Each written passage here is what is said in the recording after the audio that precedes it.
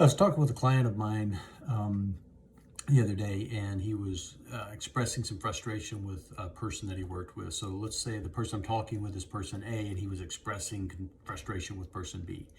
And I said, okay, well, what's going on? What are you feeling frustrated about? And he said, well, I think person B, has some ego problems. I think, he just does some things wrong that rubs me the wrong way. I said, okay, well, we're not going to get along with everybody. What's he doing? Describe the behavior. And he went on to describe person B as being, like focused, and he's wanting to get things done, and he's wanting to go fast. And I also know person B because he works in the same organization as person A that I was coaching. And I said, I think perhaps you're confusing intensity with ego.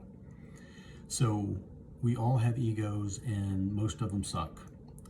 It is, I need to be the center of attention. I need to be the smartest person in the room. I need to have all of the answers. Versus intensity, which is, I want to win. I want to get this thing done. I want to go fast. I want to, dominate whatever thing that I'm working on. And so when you're dealing with people and you're going to use a word like ego, just be careful you're not confusing ego with intensity. Ego is about I and me, and I want to be the smartest person in the room. I want to have all the answers. I want to be the go-to guy. I want everything to come through me. I've got to be involved in everything. That's ego stuff. Intensity stuff is we and us. And it's, hey guys, how can we win? How can we go faster? How can we do more? How can we land that big client? How can we solve this problem? So just be careful. If you're using the word like ego, make sure that you're not just maybe a little overwhelmed by someone's intensity, and it's easy to throw a label like ego on it.